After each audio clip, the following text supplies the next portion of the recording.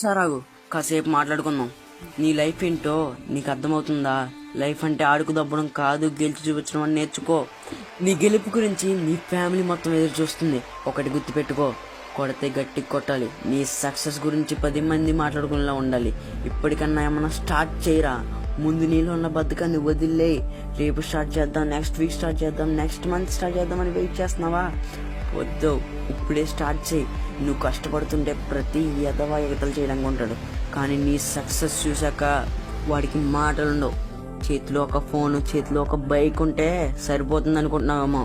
వాటిని పోషించడానికి డబ్బు కూడా ఉండాలి.